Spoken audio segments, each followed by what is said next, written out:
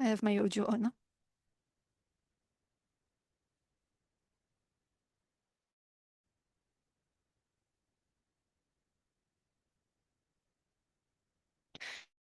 Bonjour à tous.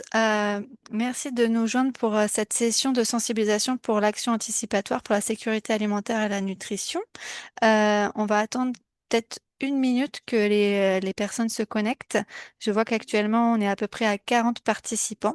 Et puis ensuite, on va commencer. Peut-être que vous pouvez vous présenter dans le chat euh, rapidement, votre nom, pour qui vous travaillez, où vous travaillez, dans quel contexte. Et comme ça, on en saura un petit peu plus sur l'audience. Voilà. En tout cas, merci de votre présence et je pense qu'on va passer directement au premier slide à propos des règles, les règles du séminaire. Si on veut bien passer au prochain slide, voilà. Donc, juste pour information, le séminaire est enregistré. L'enregistrement du webinaire sera disponible ensuite en ligne sur les sites du Global Nutrition Cluster et du Global Food Security Cluster. Donc, vous y aurez accès. Comme je l'ai mentionné, vous pouvez déjà vous présenter dans le chat. On va vous demander de garder vos micros et caméras éteints, comme ça on économise la bande passante. Et si jamais vous voulez poser des questions au long de la session, vous pouvez utiliser la boîte questions-réponses qui se situe en bas de l'écran. Et donc, du coup, nous, on aura accès directement à vos questions. Euh, et si jamais c'est possible, évitez donc, du coup, de les écrire dans le chat. Si vous ne trouvez pas la boîte à questions, on se chargera de faire le lien entre les deux, mais c'est mieux d'utiliser la boîte à questions. Ce sera des questions qu'on essaiera de couvrir à la fin du webinaire. À prendre aussi en compte que pendant la session, mais pendant la session de questions-réponses, vous aurez aussi la possibilité de parler si jamais vous le souhaitez. Donc, on allumera votre caméra et vous pourrez prendre la parole. Voilà, donc il y aura les deux options. Et voilà, bon séminaire et je vais commencer par peut-être l'agenda de ce dont on va discuter aujourd'hui. Donc pour l'ordre du jour, on va d'abord commencer par une définition parce que c'est important en fait de définir de quoi on parle et de définir l'action anticipatoire pour qu'on soit un peu sur tout le monde, tous les participants sur le même degré de connaissance et d'accord sur la définition du concept. Ensuite, on va voir le lien avec l'action anticipatoire et le lien entre l'action anticipatoire et la sécurité alimentaire et la nutrition. On parlera ensuite des aléas, de ce qui est possible en termes d'action anticipatoire. On va vous donner aussi des exemples. On va parler un peu globalement, qu'est-ce qui a été fait en 2025 en termes de mécanismes de financement aussi. On va un peu aborder ce sujet rapidement et vous présenter les deux groupes de travail qui du coup organisent ce séminaire. Donc, groupe de travail de l'action anticipatoire Cluster et du Global Food Security Cluster. Et ensuite, on aura un temps de questions-réponses. Donc, on compte 30 minutes, 20 à 30 minutes de questions-réponses en fonction de comment le séminaire démarre. Voilà. Est-ce qu'on peut passer au slide suivant, s'il vous plaît?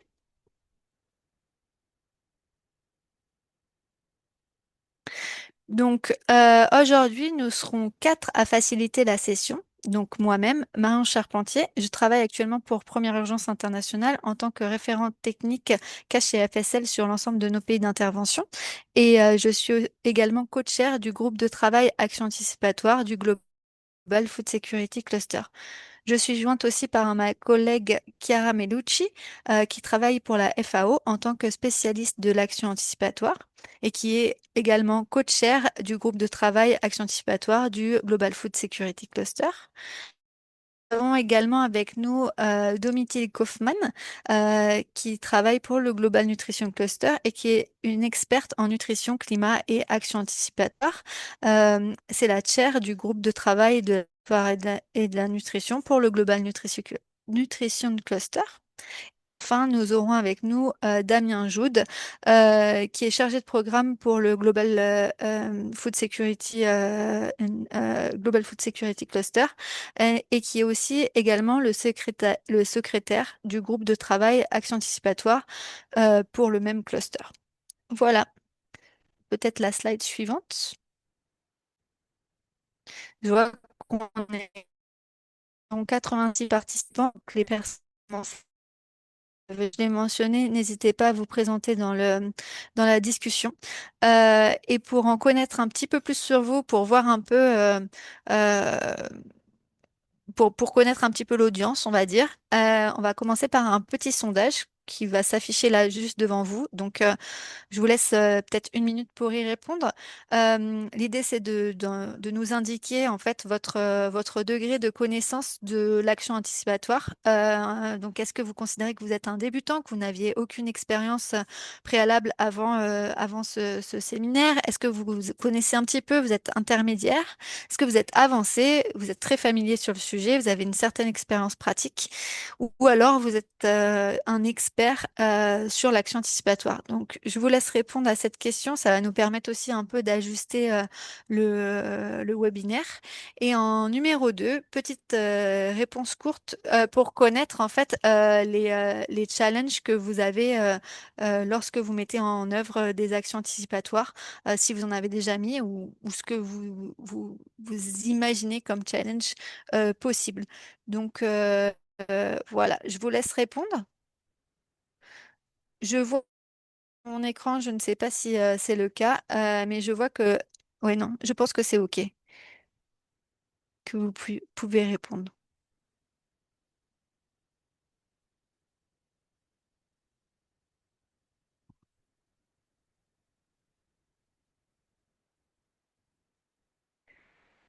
OK, très bien. Je ne sais pas s'il y a eu beaucoup de réponses pour le pôle parce que je ne vois pas les réponses du pôle, mais peut-être qu'on peut euh, partager ce petit sondage, voir un peu les résultats.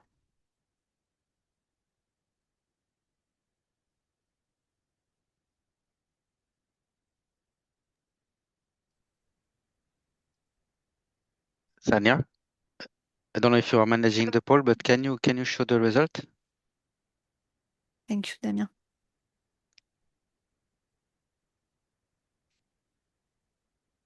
Ok, donc on a environ 53% des participants qui considèrent qu'ils ont un niveau intermédiaire sur l'action anticipatoire. On a 23% de participants qui sont débutants, 23% avancés, 0% experts. Mais on a quand même, on voit un panel de participants assez diversifié. Donc on va essayer de s'adapter à chacun d'entre vous. Et pour les défis, euh, on va voir au fur et à mesure de la présentation. N'hésitez pas, parce que moi, je ne vois pas les réponses sur la question des défis. Maybe, Sanya, Sandhya, can you show us the next slide?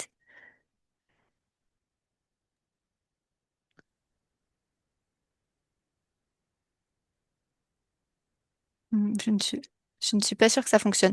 N'hésitez pas à écrire les défis. Je pense que ça sera peut-être plus simple dans le chat si jamais vous avez des choses à partager, et on rebondira dessus plus tard dans la présentation. Voilà pour le sondage et je crois que je vais donner la parole à Damien. Oui, merci beaucoup Marion. La prochaine diapo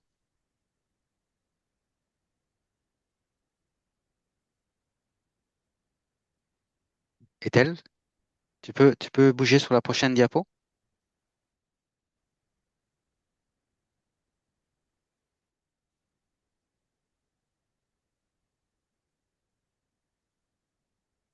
Tanya, can you move to the next slide, please?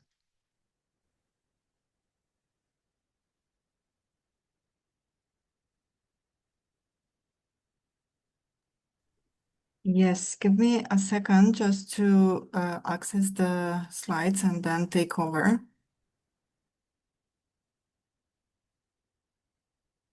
Yeah. Ok, merci beaucoup. Thanks, Tanya. Ok, donc on va, comme l'avait dit Marion, on va commencer par les définitions. euh, de l'action anticipatoire. Euh, donc en fait, ça c'est une définition, on voit pas très bien, c'est un peu caché en bas de la diapo, mais ça a été une définition qui a été faite, définie en 2024, au moment du Grand Bargain. Alors peut-être que, en fait, les actions anticipées, hein, anticipatoire, c'est peut-être quelque chose qui est assez récent, mais en fait, ça existe aussi depuis quelque temps. Donc si on revient à la définition, l'action anticipatoire est définie comme une action anticipée, comme bien sûr, sur un aléa prévu pour prévenir ou réduire les impacts sur les vies et les moyens de subsistance et les besoins humanitaires avant qu'ils ne se produisent pleinement. Donc, en fait, il y a des conditions pour faire ça.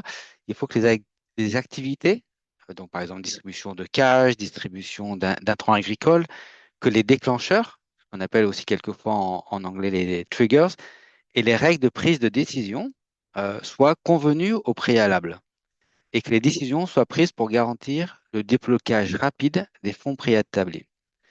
En fait, si on prend ça en séquentiel, c'est quelque chose qu'on va faire avant. Et je ne sais pas si vous voyez bien, on aura un autre schéma pour expliquer un petit peu.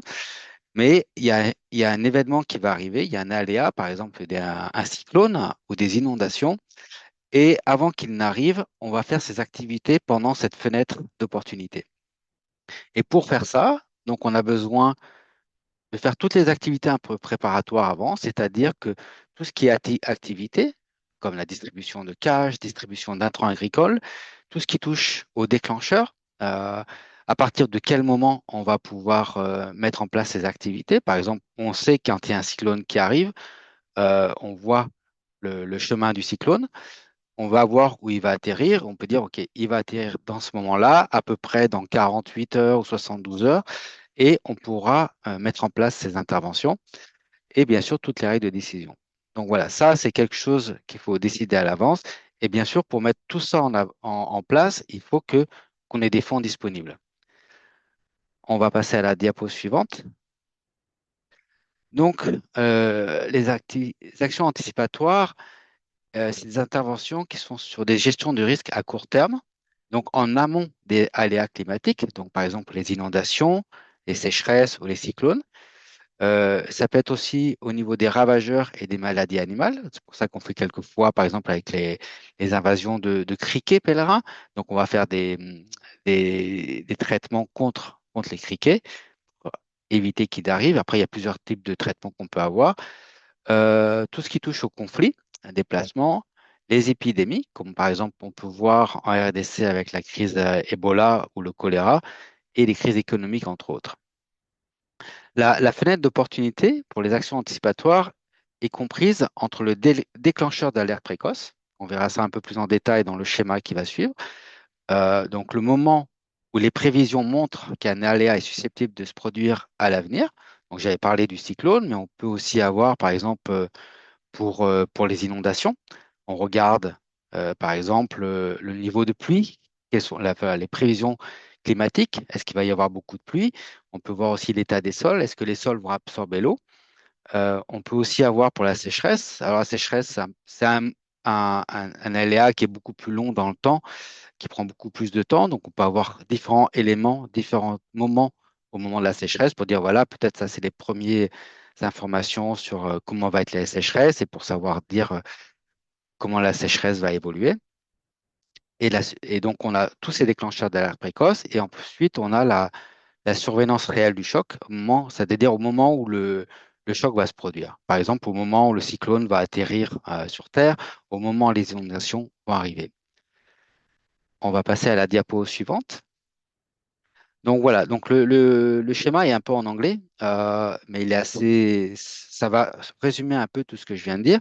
Donc il y a toutes les activités de préparation, preparedness, où on va travailler, par exemple, sur les canevas des actions anticipatoires, on va travailler sur quel type d'activité, on va travailler sur tout ce qui est, à partir de quel moment on va avoir les déclencheurs de choc. On va voir aussi quel bailleur serait intéressé pour financer ça. Ensuite, il y a, par exemple, il y a le déclencheur qui est enclenché. Par exemple, on voit qu'il y a un cyclone qui arrive et avant qu'il arrive sur la place, enfin, il arrive sur Terre, on a cette période qu'on appelle ici le time bond pour pouvoir, euh, répondre. Alors, il y a des moments, ça va être très très court. Peut-être qu'on aura 48 heures, 72 heures. Quelquefois, on aura plus de temps. Par exemple, des inondations. Des fois, on arrive à anticiper avec assez de temps en avance. Et à d'autres fois, ben, ça sera beaucoup plus long, par exemple, dans le cadre d'une sécheresse.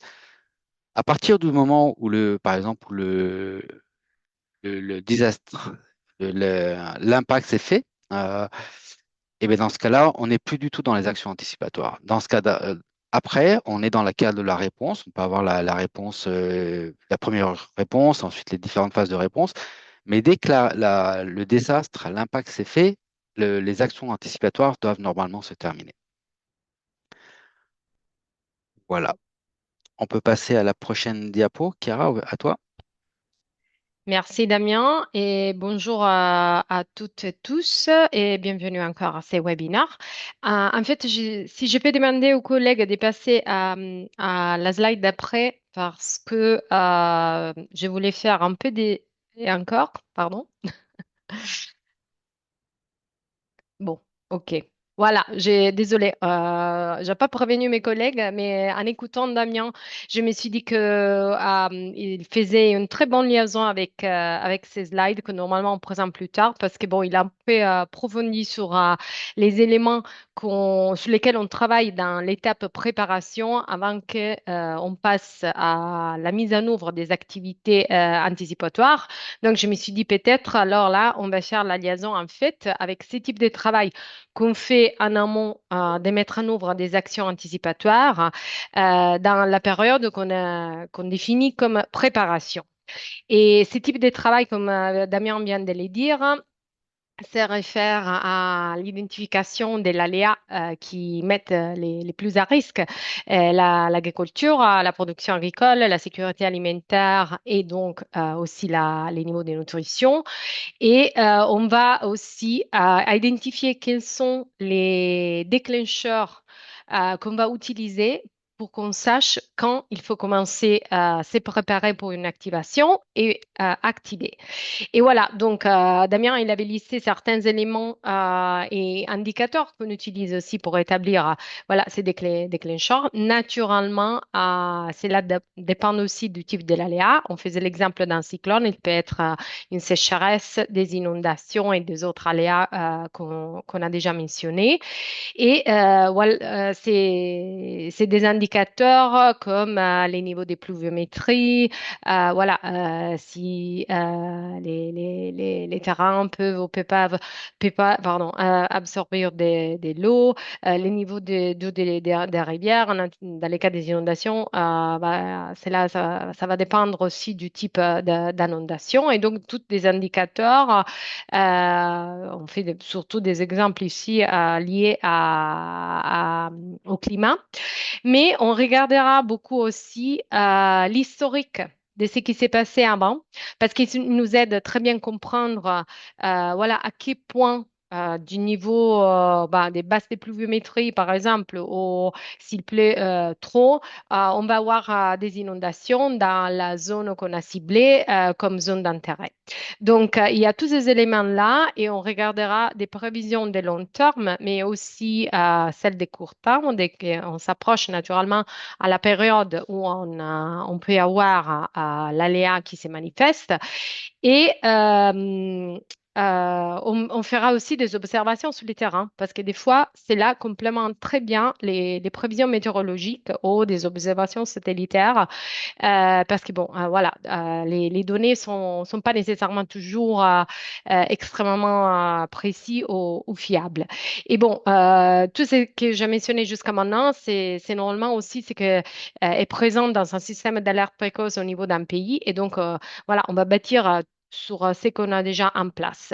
De plus, pour établir nos déclencheurs, on va aussi regarder la exposition, l'impact, les critères aussi de vulnérabilité pas seulement, disons, de la production agricole, mais surtout des bénéficiaires, des ménages qui sont dans la zone qu'on a ciblée. Donc, je me suis un peu allongée sur cette partie-là parce que c'est très important. Les déclencheurs sont un élément clé de l'action anticipatoire, naturellement, parce que c'est vraiment les éléments, les points de décision qui nous vont nous dire quand il faut agir.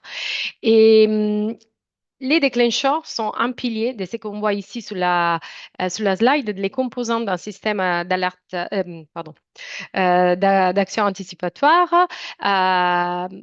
Euh, ils sont un des quatre qu'on voit ici. Naturellement, les actions anticipatoires sont l'autre composante très, très importante parce que dans cette période de travail de préparation, on va aussi pas seulement établir l'aléa, les déclencheurs, mais aussi les bénéficiaires, mais les types d'actions anticipatoires qu'on va mettre en œuvre. Et tout cela va dépendre aussi du type de l'aléa, du type des moyens d'existence des ménages qui sont ciblés et des fois aussi de la capacité des mises en œuvre par rapport aussi au calendrier agricole, parce qu'on regarde toujours ces calendriers agricoles pour savoir quand cet aléa va impacter la production agricole et donc sécurité alimentaire, etc. Les mécanismes de financement, naturellement, si on n'a pas des fonds pour mettre en œuvre ces activités, c'est difficile voilà, de les mettre en œuvre. Et normalement, la mobilisation des ressources devrait être faite à l'avant, en amont. Donc, c'est des fonds qui sont déjà disponibles, qu'on garde au cas où on doit faire des activations. Et une composante, pour terminer, des suivis et évaluations, parce que, bon, naturellement, on veut savoir si les actions ont été efficaces, comment et si on doit réajuster. Tout ça, c'est des composantes, comme on a écrit ici, du système d'alerte précoce. Et tout ça, on va les mettre dans un document qu'on appelle plan au protocole d'action anticipatoire ou dans des pays, j'imagine, il y en a certains ici où il y a des protocoles interagences, surtout au niveau système Nations Unies. On les appelle aussi des cadres d'action anticipatoire. Donc, c'est une terminologie qui varie un peu, mais qui va nous indiquer c'est qu'on peut appeler des SOP parce que voilà, c'est un document qui nous dit quoi, quand, comment, qui va mettre en œuvre, combien de ressources et tout ça. Donc, désolé, mais je voulais faire un peu la liaison parce que tout ça va être préparé dans cette voilà, période de préparation parce qu'on soit prêt pour qu'on puisse mettre en œuvre les actions anticipatoires dans cette petite fenêtre dont Damien nous a parlé. Donc, je m'excuse avec mes collègues si on peut aller un peu à l'arrière, comme ça, voilà. Je pense qu'il y a un slide avant sous l'évidence de l'action anticipatoire. Voilà. Donc, on fait tout ce travail, mais pourquoi? Parce que l'action anticipatoire, elle est très efficace. Bon, ça fait à peu près 10 ans qu'on met en œuvre des actions anticipatoires. Quand je dis on, nous, c'est pas la FAO naturellement, mais c'est toutes les agences. Bon, parmi les systèmes des Nations Unies, beaucoup d'agences, organisations non gouvernementales au niveau international et local. Je suis sûre ici, il y a plein d'expertise. On l'a vu déjà dans les sondages. Et il y a eu pas mal d'études d'évaluation par rapport à l'efficacité de l'action anticipatoire. Et bon, deux éléments. Un, on a vu que, bon, en moyenne, pour un dollar qu'on a investi en action anticipatoire, on arrive à sauver jusqu'à 7 dollars par rapport à l'augmentation des productions, à la diminution des pertes au niveau ménage. Ça, c'est simplement en moyenne. Naturellement, ça va varier par rapport au type d'intervention, les pays, l'aléa, les contextes, mais juste pour se donner un peu l'idée de comment aussi il y a des coûts-bénéfices à investir dans l'action anticipatoire. Donc, il y a ça. On préserve, on protège les actifs productifs. Donc, les ménages en gardent leur capacité de continuer à cultiver, de produire. Et donc, c'est là, ça va se traduire dans de l'argent disponible au niveau ménage, de la nourriture et aussi dans d'autres bénéfices qui sont, par exemple, ce que permettent aux ménages de ne pas mettre en œuvre des mécanismes de gestion d'une crise qui peuvent être négatifs, comme par exemple la réduction des nombres des repas ou un changement dans la composition des repas, ou bien retirer les enfants de l'école parce qu'ils n'ont pas assez d'argent et moyens de subsistance, et moyens pour les garder à l'école. On a aussi un retour très positif, pas seulement par rapport voilà, à tout ça et à la production agricole, mais à la disponibilité voilà, des repas et aussi par rapport à la nutrition infantile. Donc, il y a des niveaux de consommation alimentaire qui se gardent assez hauts. Donc, il y a beaucoup de bénéfices et voilà, donc c'est pour ça, si on peut passer à la prochaine slide, que l'action anticipatoire est très importante pour la sécurité alimentaire et la nutrition. Bon, je pense ici, on ne doit pas y passer trop de temps parce qu'on est tous bien au courant du fait que les chocs climatiques continuent à être plus nombreux, intenses, les besoins humanitaires sont croissants, la insécurité alimentaire fait que augmenter, surtout dans des pays qui sont affectés par d'autres types de crises comme conflits ou bien d'autres chocs, chocs économiques. Donc, en fait, on a besoin des mesures, hein, des interventions qui puissent être plus efficaces pour réduire l'impact d'un choc, d'un aléa qui est prévu, pour que les gens puissent être un peu plus, disons, capables de faire face à cette crise. Naturellement, avec l'action anticipatoire, on ne va pas empêcher les inondations, la sécheresse, mais on donne aux gens la moyenne pour voilà, faire face à la crise d'une façon plus efficace, disons. Il y a une réduction énorme des budgets humanitaires. Bon, les 2025 a été une année horrible par rapport à ça, et donc encore plus, en revenant au fait que l'action anticipatoire a un très bon ratio des coûts-bénéfices, on a besoin d'utiliser ces peu d'argent d'une façon efficace. Et donc, voilà, plutôt qu'être réactif, on est vraiment en train de pousser les systèmes pour être anticipatoires, pour agir en amont. Et finalement, pour tous qui suivent les développements qui sont en cours aussi dans les systèmes humanitaires, c'est juste pour dire, l'action anticipatoire a été en fait reconnue comme une mesure très efficace au point qu'elle a été aussi inclue dans les cadres pour bon, ici en français on dirait réinitialisation de l'aide humanitaire, humanitarian reset en anglais, peut-être ça sonne familier. Et donc voilà, l'action anticipatoire est une des mesures qui va faciliter aussi une livraison d'aide humanitaire beaucoup plus efficace. Voilà, on peut passer à la prochaine slide. Alors, quels sont les aléas, les chocs? Bon, entre Damien et moi, on a déjà mentionné quelques chocs. Donc, on appelle les chocs traditionnels les chocs climatiques parce que de toute façon, à partir de 2016, l'action anticipatoire a commencé surtout à traiter des aléas climatiques, en particulier sécheresse et les inondations, qui ont un impact énorme naturellement sur la production agricole et encore donc sur la disponibilité de la nourriture et donc cyclones, inondations, sécheresse, glissement des terrains ont tous, disons, on prend un grand espace dans ce qu'on fait en action anticipatoire. Il y a aussi des maladies animales, des plantes, les épidémies aussi. On a beaucoup d'actions anticipatoires qui s'est développées pour voilà, faire face au choléra. Et quand il s'agit d'autres chocs, genre conflit, donc c'est pas qu'on a, disons, enfin, on met pas en place des sécurité anticipatoires pour les conflits en tant que tels, parce que bon, il faut se souvenir que un élément clé de l'action anticipatoire, comme on l'a entendu tout à l'heure, c'est la prévision.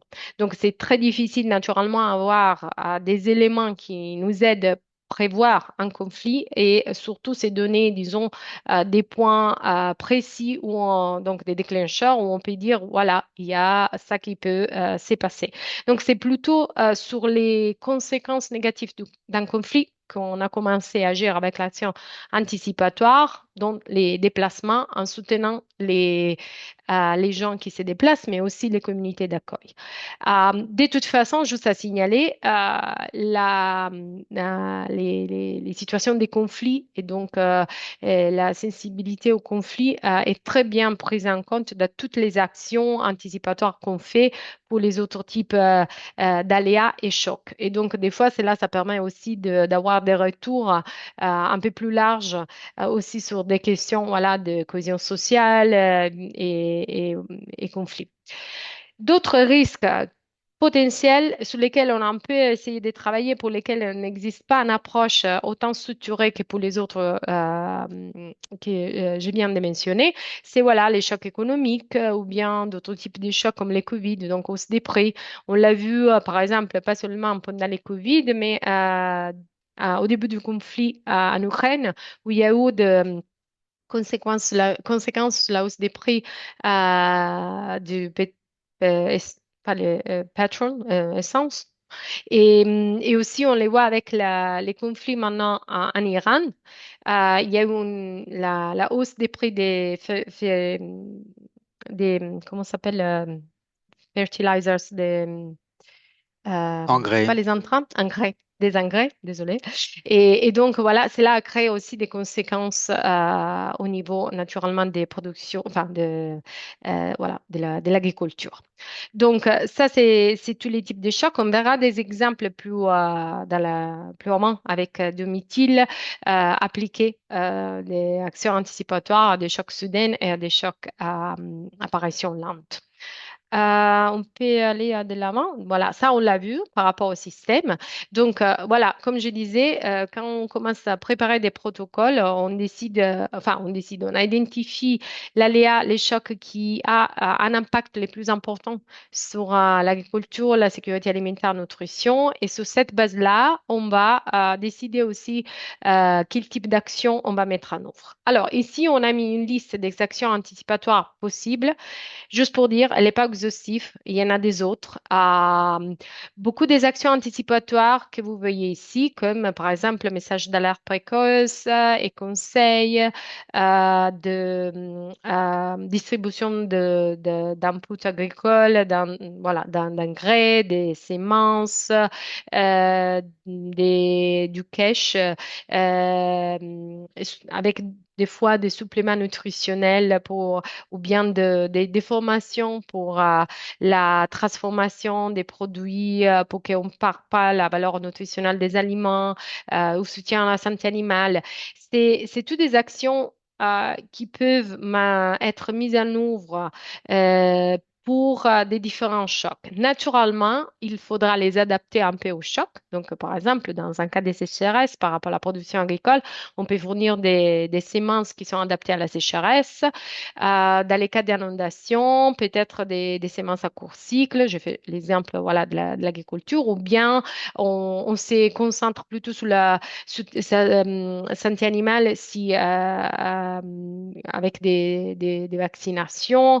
Et donc, voilà, c'est juste pour dire les actions, les caches. Par exemple, les messages d'alerte précoce, c'est un type d'activité qu'on met en œuvre n'importe, disons, les types d'aléas au choc, mais on va l'adapter au choc, à l'aléa qu'on vise. Donc, juste voilà, pour être clair sur le fait que ici, vous voyez une liste des types d'activités qui peut se ressembler, mais encore qu'il faudra adapter par rapport au choc. Et si je ne me trompe pas, je pense qu'on va passer à la prochaine slide, mais je laisse la parole à un test pour la connaissance. Merci. Merci, Chiara. Et donc, je vais prendre la suite. Donc, moi, c'est Domiti, comme j'ai été présentée, du Global Nutrition Cluster. Et on va faire un petit pause dans la présentation pour prendre un petit moment pour revoir les concepts clés qui viennent d'être présentés par les collègues. Chiara, could you please share the poll? Donc, on va vous partager plusieurs affirmations et on va vous demander de nous dire ce que vous en pensez, si elles sont vraies ou elles sont fausses. Donc, la première affirmation dit « Les actions anticipatoires peuvent parfois avoir lieu après un choc ». Alors, qu'est-ce que vous en pensez? Est-ce que c'est vrai ou est-ce que c'est faux? Je laisse quelques petites secondes pour que vous puissiez tous répondre.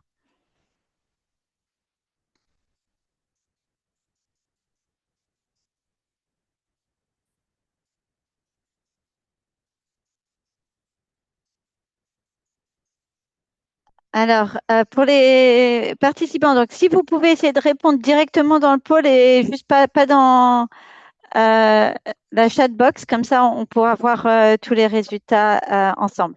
Donc, on a déjà 32 personnes qui ont répondu. Je vous laisse un peu de temps et je continue à présenter les autres affirmations. Donc, l'affirmation suivante dit « L'action anticipatoire et la préparation aux urgences sont la même chose ». Donc, qu'est-ce que vous en pensez?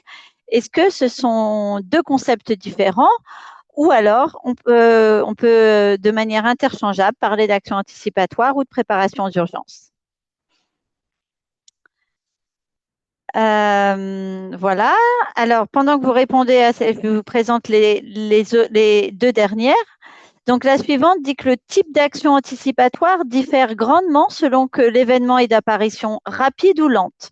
Donc, est-ce que c'est la même chose si on va mettre le même type d'action anticipatoire si on a une inondation, une sécheresse, un risque d'épidémie de choléra ou de déplacement lié à un conflit. Qu'est-ce que vous en pensez? Et finalement, la dernière affirmation, les actions anticipatoires sont déclenchées dès qu'un aléa est prévu. Donc, on entend parler d'un aléa et on va déclencher immédiatement les actions anticipatoires. Qu'est-ce que vous en pensez? Je vous laisse encore quelques secondes vraiment pour répondre à cette dernière affirmation, puis on va regarder ensemble les résultats et les réponses. Oui, donc s'il vous plaît, juste répondez bien directement dans le sondage en ligne. Comme ça, on va pouvoir voir aussi facilement qui a répondu vrai ou faux. Hein. C'est anonyme, mais c'est plutôt des pourcentages. Et on va pouvoir aller ensemble pour voir quelles étaient les bonnes réponses. OK, donc Sania, could you please display the results? OK, donc les résultats. Regardons le résultat de la première question sur les actions anticipatoires. Est-ce qu'elles peuvent avoir lieu après un choc? Donc, on a 40% qui disent oui et une majorité quand même de 60% qui disent non. Donc, effectivement, la réponse est non. Les actions anticipatoires et comme l'ont bien expliqué Chiara et Damien, ce sont des événements qu'on va mettre en place avant que le choc complètement se matérialise. Donc, si c'est le cas d'une inondation, on va essayer d'agir avant que l'inondation soit complètement recouvert la terre. Dans le cas d'une sécheresse, on va essayer d'agir avant que la sécheresse soit complètement déclarée et qu'on rentre en saison sèche. De la même manière, pour un cyclone, on va essayer d'agir avant que le cyclone touche la terre. Donc, c'est vraiment des actions qui ont lieu avant. Et pour ça, on a parlé donc d'un certain nombre de composantes qu'on va devoir prendre en compte pour être capable de déclencher en avance. Il est vrai que juste dans certains cas, par exemple, pour un déboursement de cash, peut-être que l'argent, si on est sur un événement très à court terme et qui arrive, on va peut-être avoir juste l'argent qui va arriver le jour de l'inondation. Mais tout le fonctionnement, c'est-à-dire que le déboursement, etc., aura déjà eu lieu. Donc, on est encore à la limite de l'action anticipatoire. Mais donc, action anticipatoire égale une action qui est mise en place avant un choc. Le deuxième affirmation disait que l'action anticipatoire et la préparation aux urgences sont la même chose. Là encore, on a 34% qui disent bah oui, c'est vrai, et une majorité à 66% qui disent que c'est faux. Donc effectivement, ce sont deux choses différentes et on l'a vu sur la ligne de temps. La préparation, c'est tout ce qui va être vraiment la mise en œuvre de cadres d'intervention. Donc dans la préparation, on va décider quel est le choc qu'on va prendre en compte. On va aller regarder les tendances historiques, on va identifier les déclencheurs, on va identifier les interventions. Mais ça fait partie de plans de préparation. L'action anticipatoire, c'est un événement unique qui a lieu en réponse à un aléa prédéfini, spécifique, et c'est une action vraiment de court terme en avant un choc et avant la réponse classique. Donc non, ce sont deux choses différentes. On va passer à la troisième affirmation qui dit que le type d'action anticipatoire diffère grandement selon que l'événement, l'aléa est d'apparition rapide ou lente. Donc, presque 90% ont dit oui, c'est vrai, et effectivement, c'est vrai. On l'a redit, on va vraiment définir nos actions en fonction du type d'aléa. Et même si vous allez pouvoir retrouver des plans d'action anticipatoire où on a du cash, des transferts de cash inconditionnels, la manière dont ça va être donné sera différente. Donc, dans les sécheresses, on va pouvoir, la modalité peut être différente, la fréquence du déboursement va être différente d'un type de transfert monétaire qui aura lieu pour un cyclone où on aura peut-être un seul transfert avec un montant spécifique.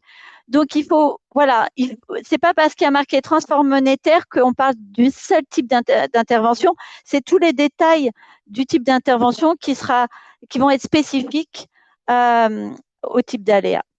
Et la dernière affirmation disait les actions anticipatoires sont déclenchées dès qu'un aléa est prévu. Pour 60%, vous avez dit oui. Pour 40%, vous avez dit que c'était faux. Alors là, effectivement, peut-être cette question, elle était un peu plus délicate, mais effectivement, c'est faux. Pourquoi ? Parce que les actions anticipatoires sont déclenchées à la fois quand un aléa est prévu, mais quand on a atteint un certain seuil d'intervention. Donc, il faut bien comprendre que, vous savez, quand on parle par exemple d'une inondation qui risque d'arriver, on n'est pas encore complètement sûr. Donc, on va commencer à suivre un certain nombre d'indicateurs dont on a parlé, qui peut être l'état d'absorption des sols, la pluviométrie ou le niveau de l'eau dans les rivières. Mais on va avoir déterminé un seuil d'intervention. C'est-à-dire que ce niveau, à partir du moment où il atteint un seuil prédéfini, on va dire, oui, ce seuil veut dire qu'il y a le risque est quasiment certain que l'événement va être d'intensité forte, donc on va agir. Donc, le déclenchement des actions anticipatoires sont basées sur un mécanisme de déclenchement préétabli, mais ce n'est déclenché que quand les seuils d'intervention sont atteints. Voilà, donc ça c'était pour la revue un peu de concepts clés qu'on a discutés et je vais continuer maintenant avec un certain nombre d'exemples. So, Sanya, could you move to the next slide, please?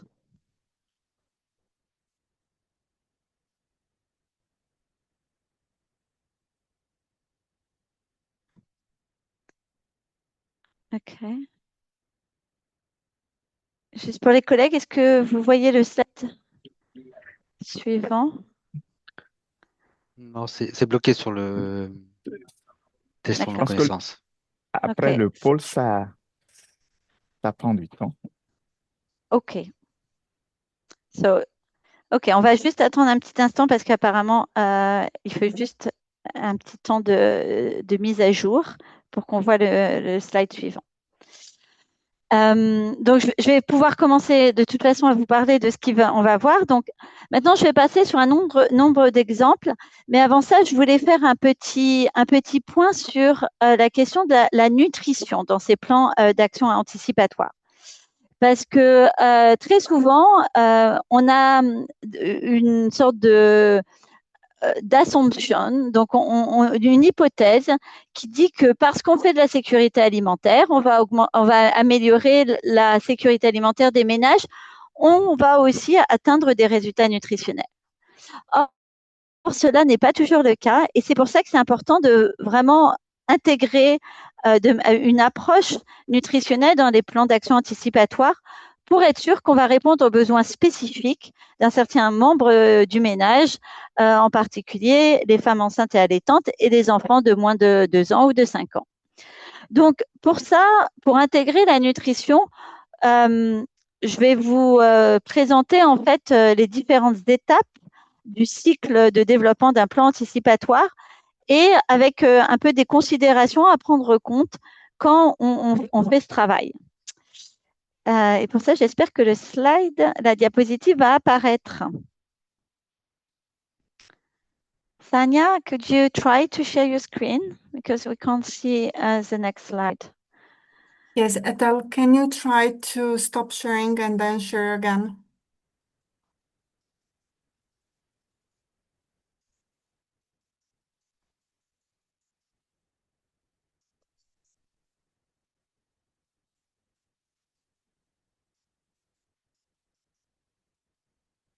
OK. Est-ce qu'on peut voir the next slide?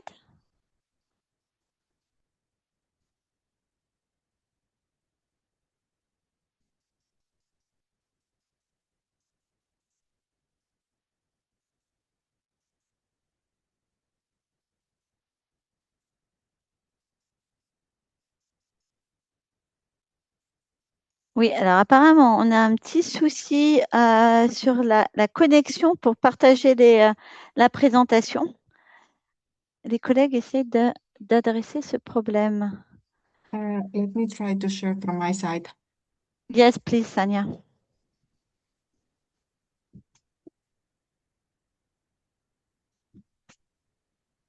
Okay.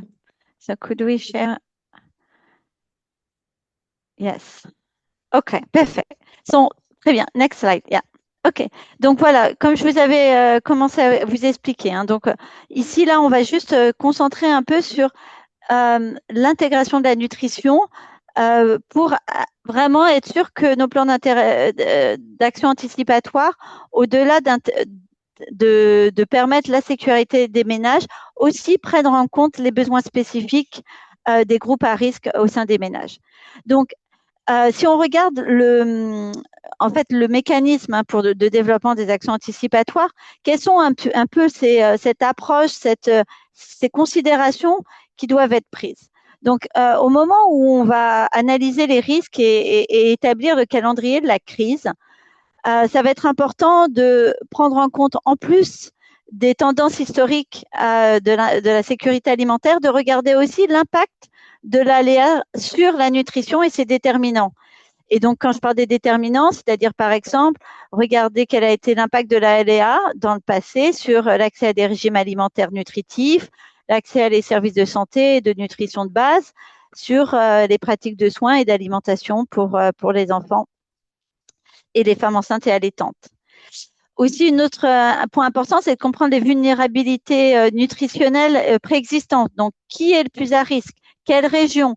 Est-ce qu'il y a des groupes aussi, de groupes socio-économiques peut-être qui ont historiquement un risque plus élevé à la malnutrition? Ensuite, quand on parle à l'étape de développement du mécanisme de déclenchement, là aussi, on peut prendre en compte, voir comment prendre en compte mieux l'impact nutritionnel dans le développement de ces mécanismes de déclenchement. Et on peut se baser pour cela sur les tendances historiques, sur les données nutritionnelles, ainsi que sur le coût et la disponibilité des aliments nutritifs.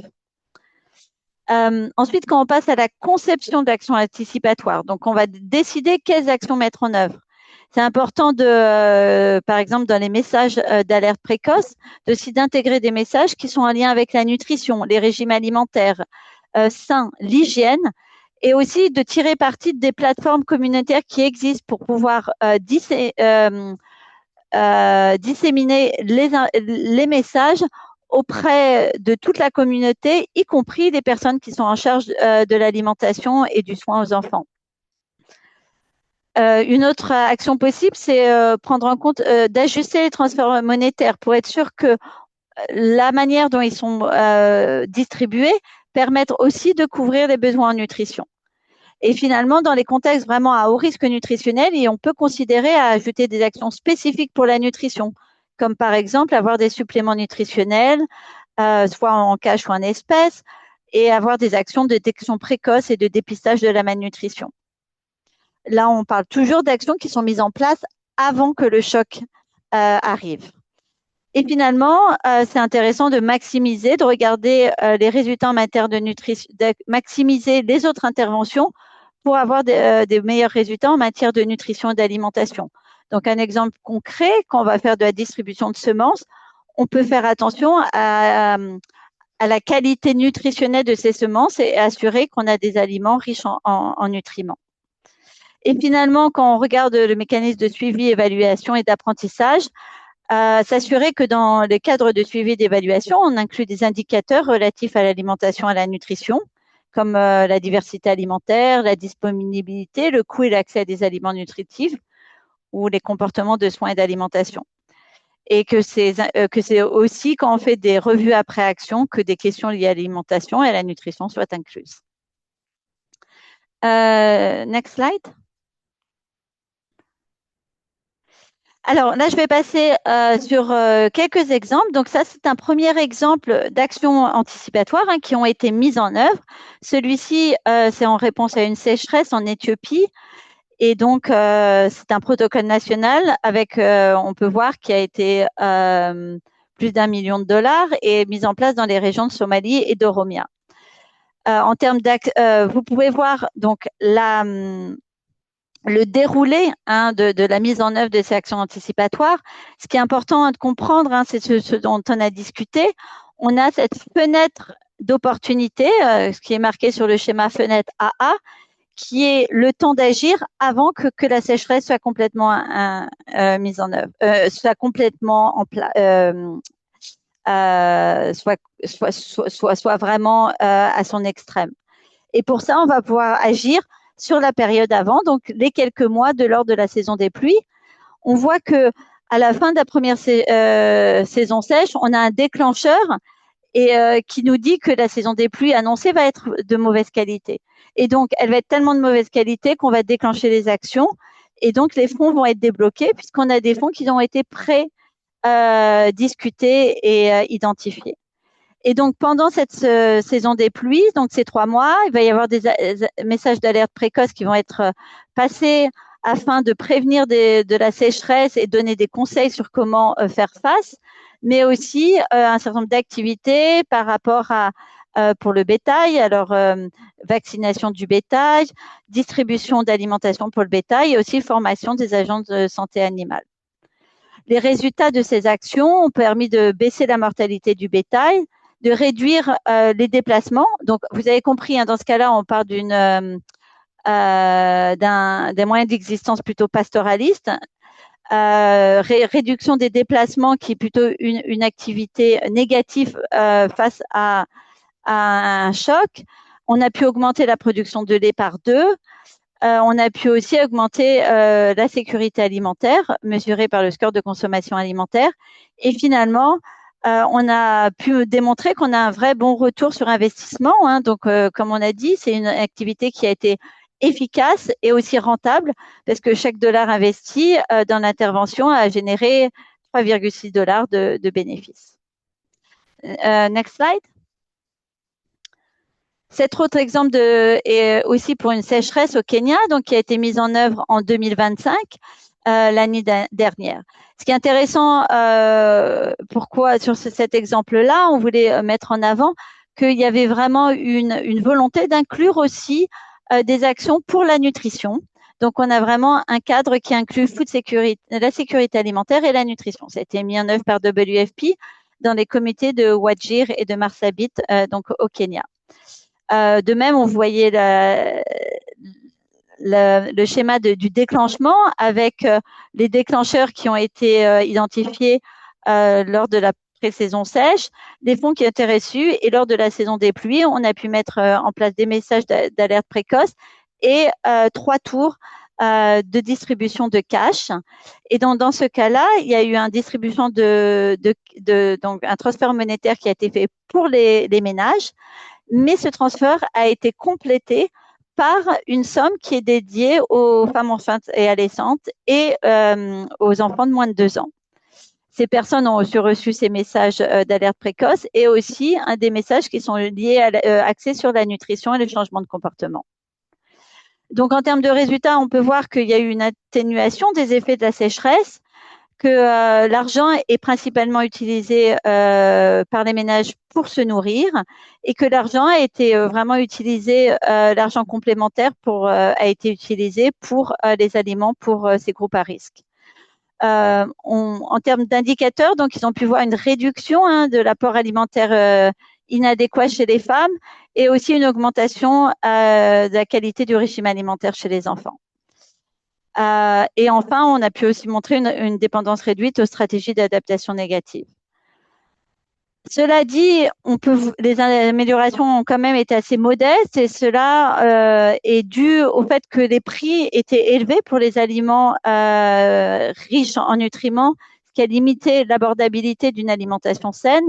Et enfin, que la fonctionnalité des marchés a été aussi limitée pour ces aliments riches en nutriments. Next slide. Je vais terminer sur ce dernier exemple qui est un peu différent parce qu'ici, on est dans des cas d'inondation, donc lié à un phénomène El Niño qui est assez d'actualité, mais celui-ci, c'était en 2023 en Somalie. Ce que je voulais insister sur cette diapositive, c'est que là, on est complètement sur une fenêtre d'opportunité qui est beaucoup plus courte. Sur les sécheresses, on parlait de mois. Là, on parle de quelques jours. Donc, si vous voyez, en 2023, donc dans la première moitié de 2023, il y a eu la phase de préparation où le plan d'action a été développé et les indicateurs donc de déclenchement ont été décidés. Ils sont basés sur le niveau de l'eau. Ensuite, en septembre, on a mis des premières mesures un peu de préparation pour la mise en place de ces actions. Donc, l'engagement des communautés, le ciblage, l'élaboration des messages. Finalement, le 10 octobre 2023 est arrivée l'alerte qui dit que dans 10 jours, tous les seuils de déclenchement vont être atteints. Et donc, à ce moment-là, du 12 au 24 octobre, on a mis en place l'action anticipatoire. Donc, vous voyez, sur une fenêtre très courte, les actions étaient mises en place. Il y a eu des messages d'alerte précoce qui ont été mis en place, des transferts monétaires inconditionnels et aussi un positionnement jusqu'au lieu des inondations de produits nutritionnels et de bateaux. On peut imaginer dans ce cas d'inondation d'autres actions, évidemment, des actions aussi pour l'agriculture qui peuvent être mises en place pour faire face à l'inondation. Voilà, je vais m'arrêter là et je vais repasser la parole à mes collègues. Merci.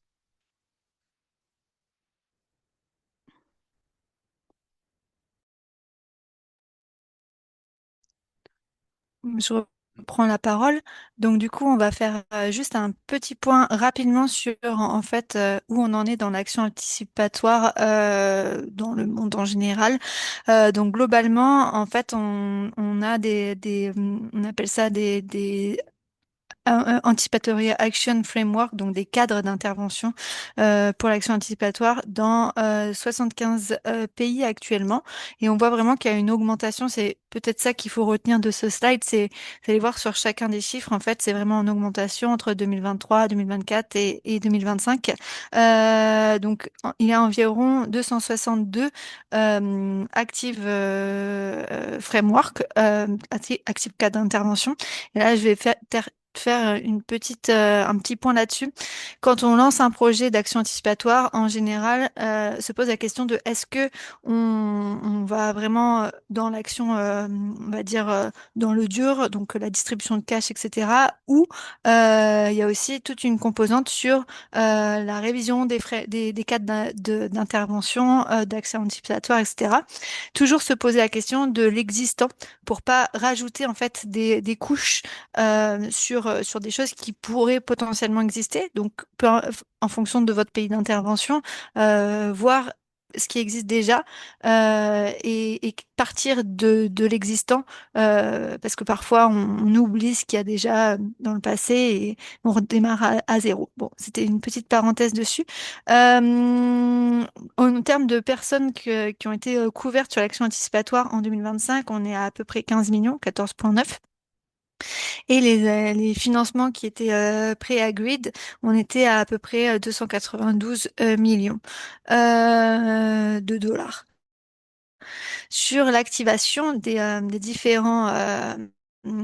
différentes actions anticipées, donc on est à 146 actions recensées. Donc c'est 9,6 millions de personnes qui ont été touchées à peu près 120 000 dollars en 2025 et 54 pays ont été touchés par une activation. C'est un point sur les deux slides. Sur le slide, d'un côté, vous avez les cadres actifs et de l'autre, l'activation. Voilà, j'espère peut-être au prochain slide.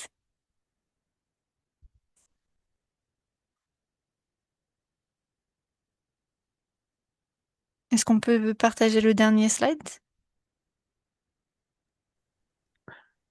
C'est affiché, Marion.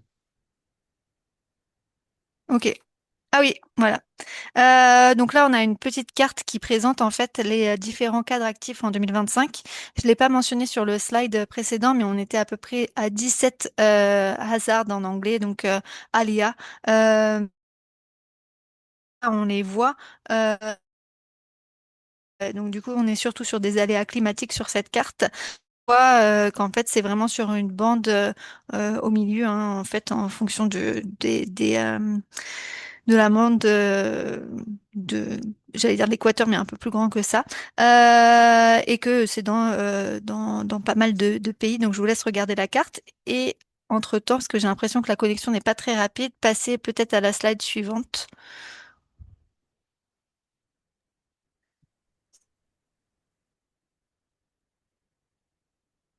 Si on peut lancer la slide. Ouais. En termes de mécanismes de financement, donc il en existe plusieurs. Donc on a par exemple le CERF qui est surtout pour les Nations Unies. Les ONG peuvent en bénéficier, mais plutôt en partenaire d'implémentation qu'en direct. Donc on est vraiment sur un système onusien, mais quand même important à mentionner. Ensuite, on a le DREF, plutôt pour les Croix-Rouges. On a le Start Fund pour les ONG. On a le fonds commun interne des différents organismes de la FAO, du PAM. On va avoir les bailleurs de fonds bilatéraux et aussi le secteur privé. Voilà, bien pour finaliser.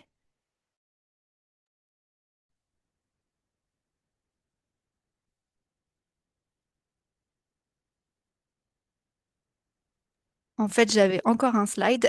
Donc, du coup, c'est sur les partenariats et initiatives globaux. Peut-être, Damien, tu peux continuer. Ok, très bien. Donc, vous pouvez voir là sur cette diapositive les différents partenariats et les initiatives globaux. Donc, le plus important, hein, celui qui travaille beaucoup dessus, c'est le Anticipation Hub, ou ce qu'on pourrait peut-être traduire en français, le centre d'anticipation. Tu as le groupe d'action anticipée, le partenariat d'action précoce fondé sur le risque, Early Warning for All. Et bon, je ne vais pas le lister tous, mais de toute façon, comme je l'ai écrit dans le chat, vous allez pouvoir aussi avoir accès à la présentation. Prochaine diapo. OK. Donc, au niveau du Global Cluster Sécurité Alimentaire, nous avons un groupe de travail sur les actions anticipatoires. Donc, ça a été un groupe technique qui a été fondé en septembre 2023. Et en fait, il a été fondé parce qu'il y avait la stratégie du Global Cluster Sécurité Alimentaire et dont un des piliers, c'était les actions anticipatoires. Et donc, à partir de ça, on avait décidé de créer ce groupe de travail. Donc, vous avez pu voir les deux présidentes, donc Chiara de la FAO, qui représente les agences des Nations Unies, et puis une ONG internationale tournante avec Marion pour Première Urgence. Donc, nous avons une page web qui est dédiée à ce groupe de travail. On pourra aussi mettre ça dans le chat. Et si vous voulez, bien sûr, être membre de ce groupe de travail, vous pouvez m'envoyer un message et je pourrai vous inclure dans la mailing list. Le but de ce groupe de travail, c'est vraiment de faciliter et soutenir les actions anticipatoires dans le secteur de la sécurité alimentaire. Et bien sûr, on travaille avec les autres clusters, comme vous pouvez le voir sur ce webinaire qu'on organise avec le Global Cluster Nutrition. Donc, cette plateforme, hein, ce qu'on fait, bah, c'est qu'on discute de l'action anticipatoire, partage des directives techniques. Par exemple, on est en train de travailler sur un document de travail pour aider les coordinateurs de clusters sur une checklist. On travaille aussi, on présente aussi les différentes actions anticipatoires dans différents pays. Euh, et voilà un peu ce qu'on fait. Euh, Domiti, à toi pour la prochaine diapo. Oui, merci. Je vais rapidement aussi, juste pour présenter ce groupe de travail sur la nutrition et les actions anticipatoires au sein du Global Nutrition Cluster. Donc, c'est un groupe qui a maintenant un an d'existence, qui a été créé en juillet l'année dernière à l'initiative d'un groupe de travail qui était déjà en place, qui est le groupe sur la crise climatique. Et vu l'importance du sujet, on a décidé de créer un groupe spécifique pour regarder ces actions anticipatoires. Donc, en termes d'objectifs, c'est vraiment l'objectif d'aider, de conduire des actions concrètes qui sont alignées sur les priorités au niveau des pays. Et pour cela, on a identifié différents leviers d'action. Donc, l'un, d'avoir à disposition des orientations claires. Et pour cela, par exemple, on a établi un sous-groupe qui regarde l'élaboration d'orientation, de manuels. On a mis vraiment un accent sur le partage de l'expérience et la production de connaissances. Et donc, on a actuellement une série de webinaires sur l'action anticipatoire et la nutrition. On a déjà eu 4 séances et on espère bien continuer sur le reste de l'année. Vous pouvez voir aussi à droite plusieurs publications sont assez récentes, entre la fin de l'année 2025 et début 2026, qui vont toucher à cette problématique spécifique de l'intégration de la nutrition dans les plans d'action anticipatoire au niveau local.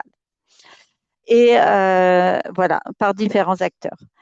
On a aussi des actions pour le renforcement des capacités à tous les niveaux, et un exemple de cela est cette initiative conjointe avec le Global Food Security Cluster et ses sessions de sensibilisation. On pourra en discuter, mais selon l'intérêt des participants, on peut imaginer continuer ces actions par d'autres webinaires dans les mois à venir. Un autre sujet qu'on voudrait aborder, avancer, c'est l'intégration de la nutrition dans les mécanismes de déclenchement. Et finalement, on veut faire plus de coordination, améliorer la coordination et le plaidoyer. Et pour cela, on est aussi en train de développer un document de positionnement pour soutenir les efforts de plaidoyer pour l'intégration de la nutrition dans les plans de développement. Donc, si vous êtes intéressé, il y a un site web avec le lien sur la diapositive, et n'hésitez pas aussi à me contacter directement. Merci, et Damien, à toi. Ok, merci Domiti. Peut-être que tu peux aussi mettre ton adresse email et le lien pour le groupe web, pour la page web Oui, sur le chat, directement s'il dans te la plaît. chat. Très bien, Ouais, oui. parce que certains demandent ça dans la liste des questions. Euh, donc, on va passer à la liste des questions. Donc, j'ai vu qu'il y en avait beaucoup dans le chat. Euh, Peut-être on va commencer, et j'ai vu qu'il y avait aussi au moins deux mains levées. Alors, je ne sais pas si vous êtes toujours là, et merci pour maintenant 3 mains levées. Euh, Peut-être la première question qu'on peut vous poser, c'est est-ce que vous avez, pour ceux qui ont mis en place des actions anticipatoires, est-ce que vous avez des réussites et des défis que vous voudriez partager pour que ça soit aussi bien pour la sécurité alimentaire que pour la nutrition? Mais peut-être on peut d'abord demander à ceux qui ont levé la main. Donc je vois, alors je ne sais pas par ordre, s'il y a eu des ordres, on ne voit pas ça sur Zoom. Et peut-être je vais les prendre comme ça apparaît sur l'écran par Thierry d'abord. Vous pouvez apparaître.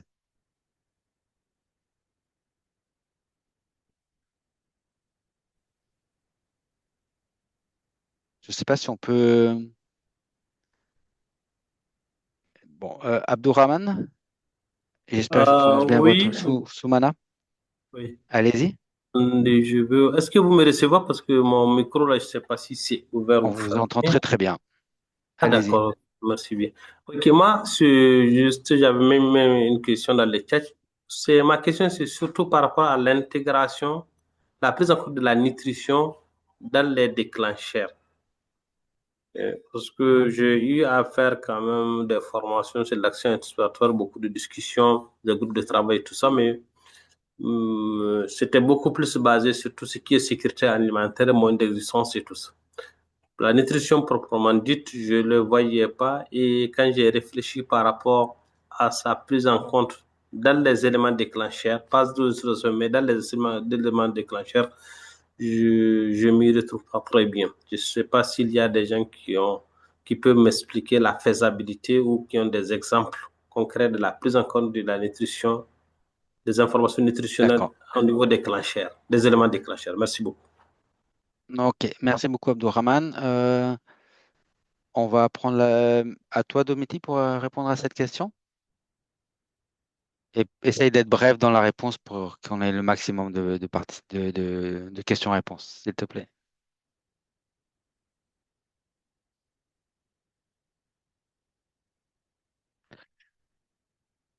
Domiti, tu veux répondre à cette question?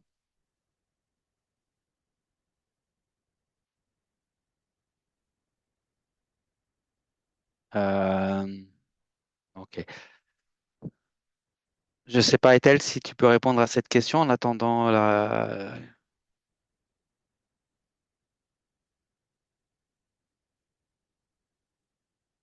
Désolé, Abdourahman. On va mettre cette question dans le parking, comme on dit, et puis quand Domi nous rejoindra, elle pourra répondre à ta question.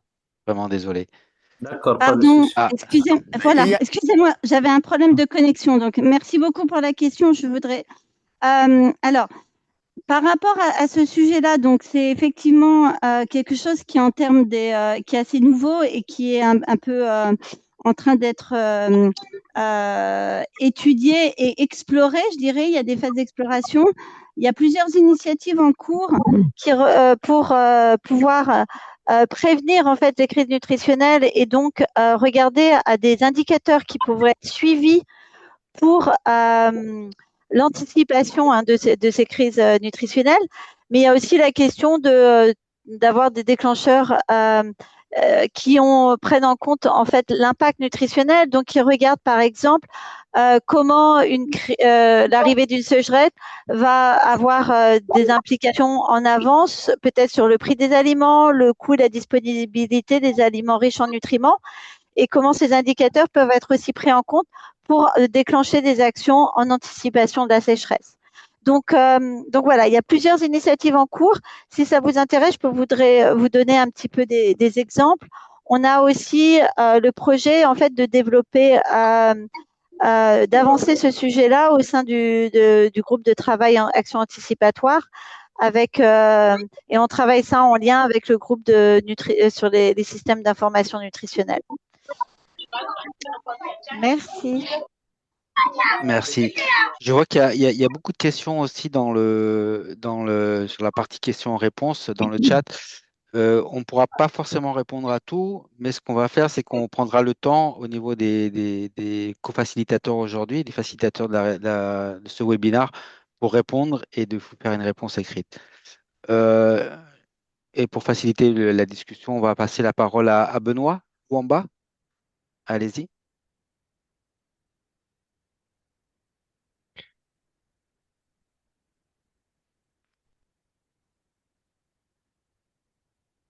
Benoît Louamba, vous m'entendez? Allez-y. Merci de la parole. Merci à tous nos présentateurs. C'est brillant l'approche.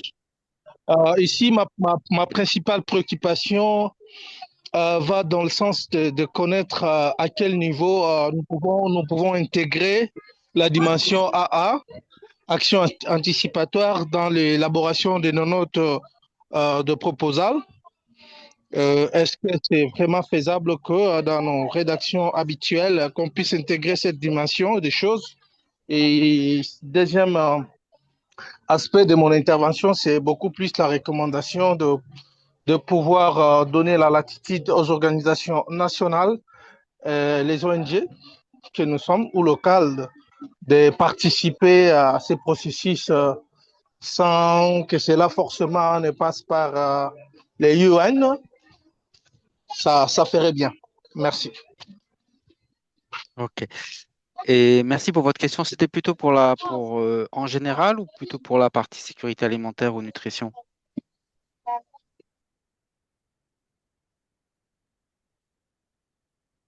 Ok. Il n'y a pas de... D'accord. Je ne sais pas, Domi ou Oui, c'est en Chiara? général. Donc, En prenant en général, compte et d'accord. la dimension nutritionnelle et sécurité alimentaire. D'accord, ok. Peut-être Chiara ou Domi? Ok, peut-être je commence de la fin de l'observation de Benoît. Bon, c'est vrai que il n'y a pas un cœur autant de mécanismes de financement établis ouverts vers les ONG locales. Et c'est plutôt à travers soit disons d'autres partenaires ou les Nations Unies qu'il y a des financements. Donc en effet, c'est bien pris en compte. Bon, c'est pas, disons, à un autre niveau, naturellement, du pouvoir, mais il y a beaucoup de plaidoyer par rapport au fait que, voilà, des financements soient plus accessibles aux ONG locales et nationales, au-delà de recevoir des financements comme partenaires des mises en œuvre d'autres agences. Donc, je pense que ça sera plutôt, enfin, je peux pas commenter plus que ça, mais voilà, qui veut dire que, en fait, ouais, il y a des discussions même au niveau global. Après, ce qui se passe sur le terrain, c'est naturellement différent. Bon, on a vu avec Marion des types de mécanismes de financement et je comprends que des fois, c'est pas autant accessible. Euh, Par rapport aux propositions, enfin, je suis pas trop sûre en fait de comprendre bien la question dans le sens où, oui, certainement, il y a possibilité d'insérer l'action anticipatoire dans des propositions qui visent voilà, protéger la sécurité alimentaire ou bien la nutrition à travers, je sais pas, des actions qui, bon, pour nous, moi, je parle toujours un peu avec mes chapeaux FAO, qui protège la production agricole. Mais je ne sais pas les collègues où est basée et quelle organisation.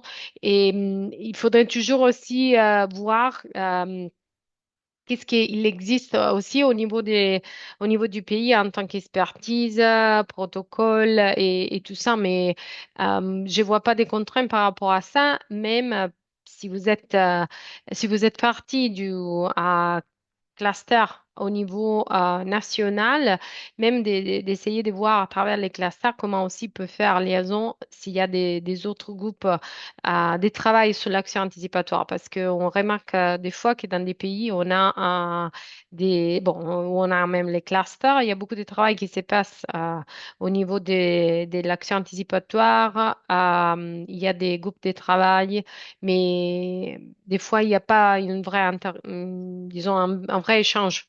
Donc, voilà, c'est un peu ce que j'ai à dire, mais je ne suis pas sûre d'avoir enfin, saisi tous les aspects de la question. Domitier, je ne sais pas si tu as quelque chose à ajouter.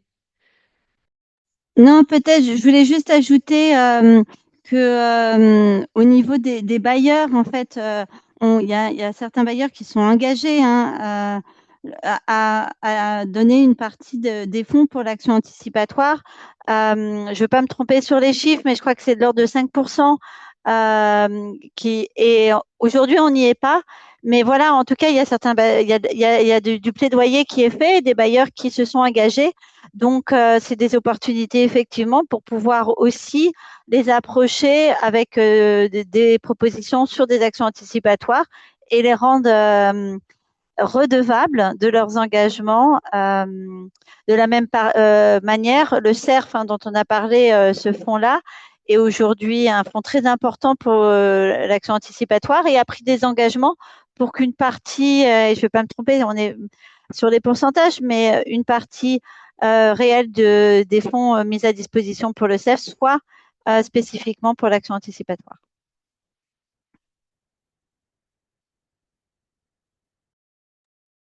Merci beaucoup. Je vois, il y a encore beaucoup de questions qui arrivent, hein. Merci beaucoup pour le dynamisme de la participation.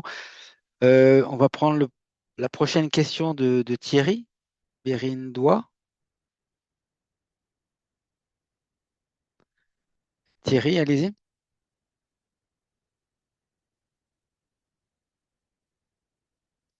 Non. Ok, en attendant, peut-être qu'on peut donner la parole à Pascal Mugula.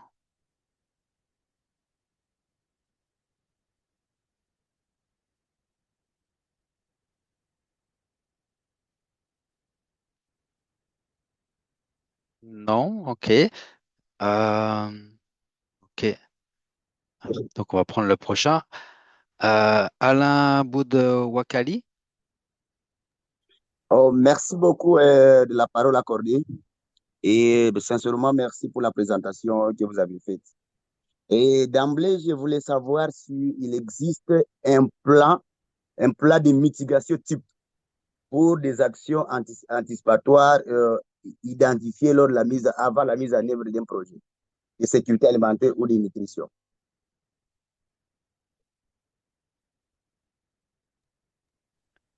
Vous m'entendez? Oui, vous pouvez répéter la question, pardon, Damien, parce que j'ai pas bien compris qu'est-ce que vous voulez. Oui. Oui, je voulais savoir s'il existe Ouais. un plan type de mitigation qu'on Mitigation. peut... Oui, mitigation. Un plan type de mitigation ou d'atténuation, en quelque sorte, ou d'atténuation des actions anticipatoires identifiées, identifiées avant la mise en œuvre des projets de sécurité alimentaire ou nutrition. Peut-être juste pour clarifier votre question. Donc, on parle bien de fait de comment réduire en fait l'impact environnemental des actions anticipatoires. Voilà. Oui, c'est comme ça. C'est dans Alors, ce sens-là. alors bon, je vais faire. Je connais. Enfin, disons que je pense pas que le sujet ait été étudié de manière spécifique. Après, il y a des outils aujourd'hui qui existent sur l'action. Pardon, Cara, je dis deux mots et je te laisse la parole. Il y a des outils qui existent pour justement anticiper, mitiguer et anticiper l'impact environnemental des actions humanitaires. Et donc, ces outils s'appliquent de la même manière sur les actions anticipatoires, c'est-à-dire que quand on va développer son plan d'action anticipatoire, de se poser ces questions sur quels sont l'impact environnemental de ces actions, est-ce qu'on peut les atténuer, on peut les mitiguer ou tout simplement les éviter, c'est tout à fait valable. Donc, les outils qui existent sont à utiliser quand on est dans la phase de préparation des plans anticipatoires. Voilà, ça serait ma réponse. Clara, je te passe la parole. Oui, Merci. non, oui, tout à fait d'accord avec ce que Domitier vient de dire. Désolée, je ne trouvais pas les micros pour les décrocher tout à l'heure. Et oui, par exemple, si on doit faire des achats, naturellement, on va faire des achats au niveau local, par exemple, que ce soit des semences ou d'autres produits, plutôt que, par exemple, les faire venir de l'étranger, juste pour réduire un peu l'impact sur l'environnement. Ou bien, des fois, les caches, naturellement, c'est une option, par exemple, pour réduire aussi l'impact des transports. Et voilà, enfin, c'est un peu ce qui est juste pour donner deux exemples à ce que Domitil a ajouté, mais il n'y a pas vraiment un plan. Enfin, c'est toutes des considérations qu'on fait, voilà, comme Domitil vient de les dire, quand on se prépare, enfin, on prépare les protocoles d'action anticipatoire. Peut-être juste pour ajouter, en tout cas au niveau du cluster nutrition et du groupe sur le climat, on regarde ces questions de l'impact environnemental des programmes de nutrition. Et donc, on va avoir des webinaires qui vont venir là en septembre-octobre spécifiquement sur ces sujets. On a eu aussi un webinaire en décembre l'année dernière où on a présenté un nouveau module pour évaluer justement le risque d'impact environnemental des actions spécifiquement sur la nutrition et la santé. Donc voilà, si c'est des choses qui vous intéressent, je vous invite aussi à aller visiter le site du Global Nutrition Cluster parce qu'on a des ressources disponibles. Merci, merci. C'est bien noté. Ok. On peut peut-être prendre la question de Pascal Mugula, si vous pouvez parler.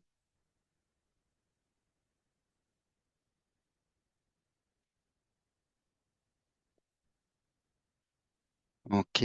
Pascal Mugula. Bon. Rodrigue Potti, à vous la parole.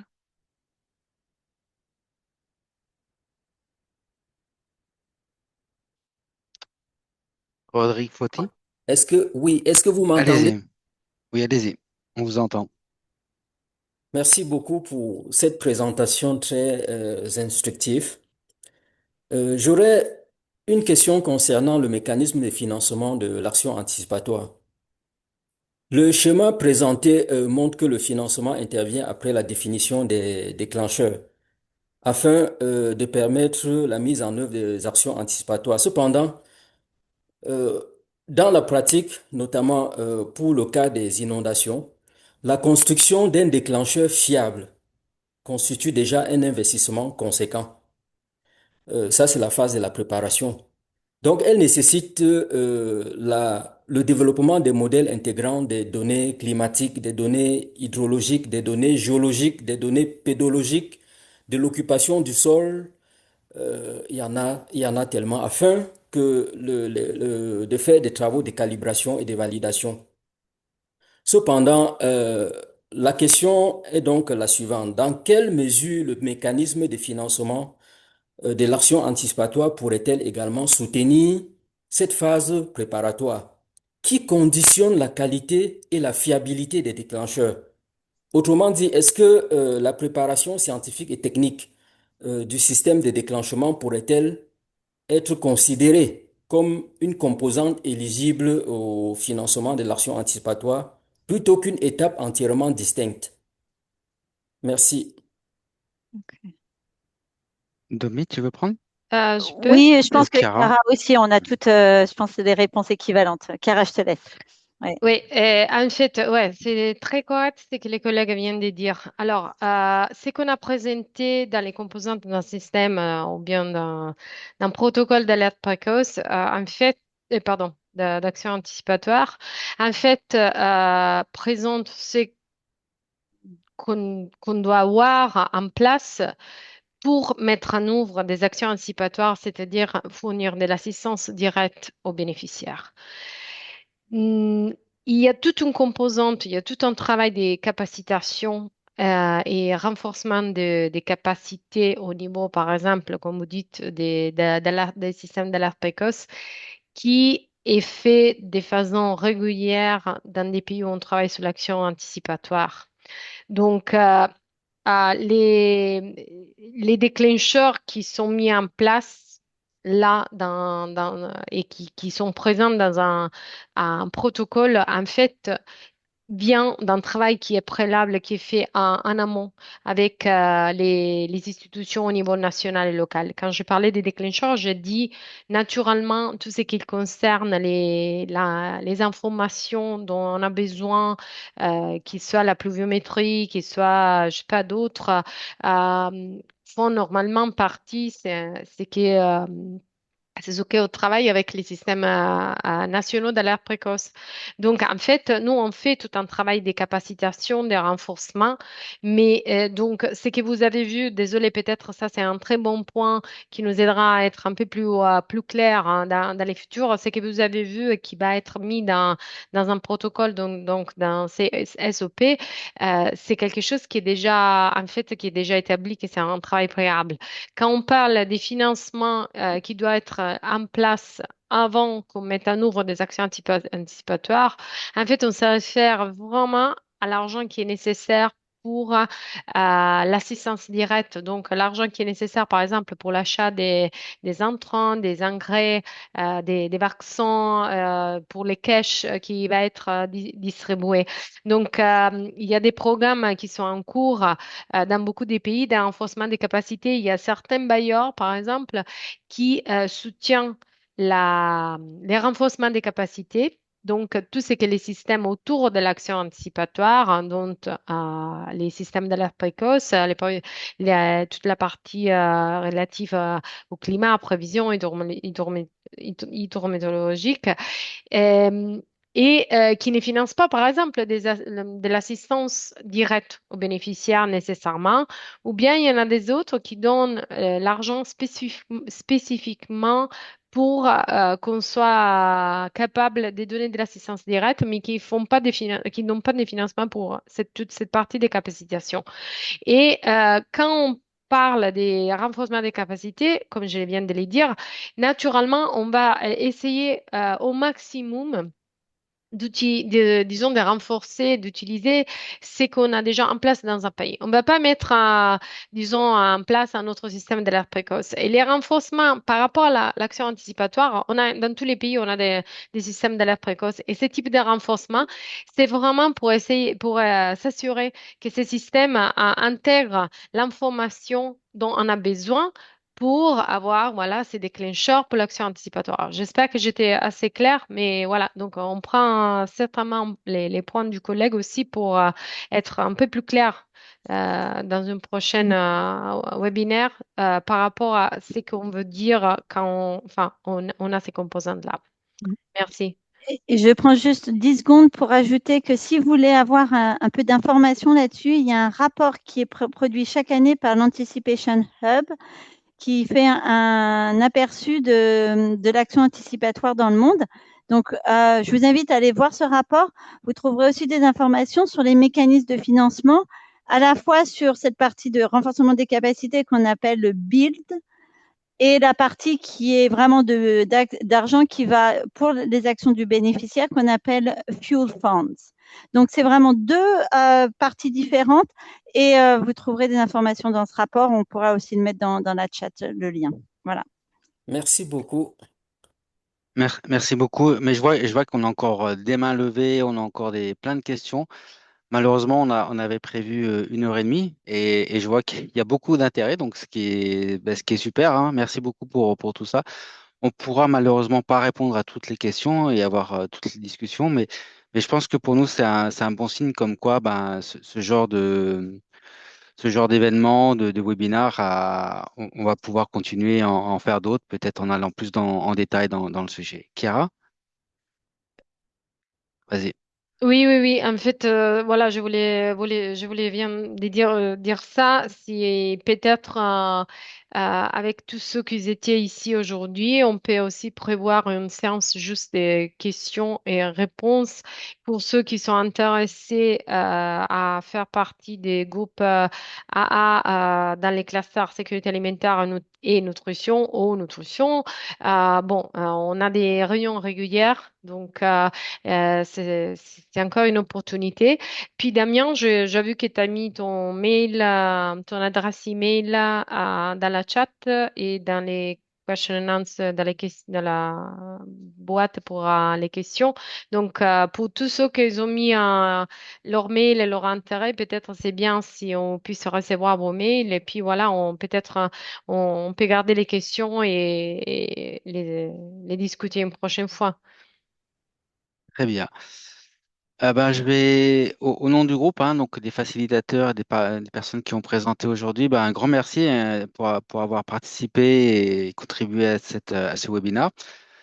Donc nous allons fermer. Alors je sais qu'on aurait pu rester encore 1 heure au moins. Quand vous allez quitter le webinaire, donc quand vous allez le fermer, il y aura une petite évaluation à la fin et qui prendra moins de 5 minutes. Donc merci de la compléter. Comme ça, ça nous permet aussi de préparer le prochain webinaire. Le prochain sera en espagnol. On n'a pas encore de date. Donc, et peut-être d'autres webinaires en français ou en anglais. Donc, merci beaucoup. Bonne fin de journée et à bientôt. Au revoir. Merci beaucoup, au revoir. Merci beaucoup. C'est génial. Merci. Au revoir.